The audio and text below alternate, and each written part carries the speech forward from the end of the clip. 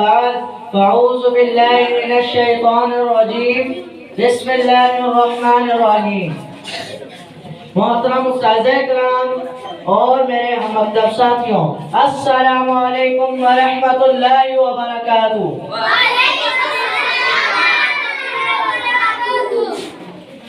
آج جس موضوع پر مجھے لب کشائی کرنے کا موقع ملا ہے، اس کا عنوان رمضان المبارک میں سب سے اہم، سب سے خاص اور سب سے فضیلت والا عمل کون سا ہے؟ آپ صلی اللہ علیہ وسلم نے فرمایا رمضان میں سب اعمال میں سے افضل صدقہ ہے۔ حضرت محمد صلی اللہ علیہ وآلہ وسلم نے کہا صدقہ ہو تو رمضان میں ہو۔ حضرت عائشہ رضی اللہ تعالیٰ عرض کرتی ہے کہ یا رسول اللہ، اگر مجھے لیلۃ القدر نصیب ہو جائے تو میں کیا کہوں؟ آپ صلی اللہ علیہ وآلہ وسلم نے فرمایا یہ دعا پڑھو، اللہم انکا عفو تحب العفو فاعف عنی۔ اے میرے اللہ، بے شک تو معاف کرنے والا ہے، بخشش پسند کرتا ہے، لہذا مجھے معاف کر دے۔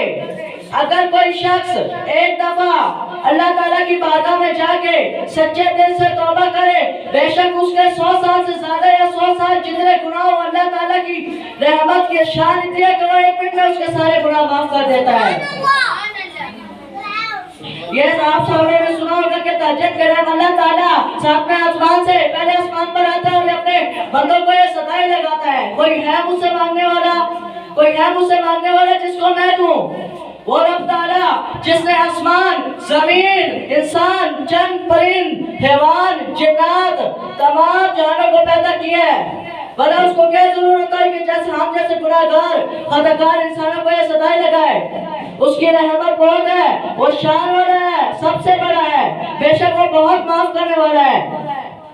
اللہ تعالیٰ سے یہ دعا ہے کہ اللہ تعالیٰ ہمیں اپنا پسندیدہ بندہ بننے کا شرف نصیب فرمائے اور ہمیں جنت کا مستحق ٹھہرائے، آمین ثم آمین۔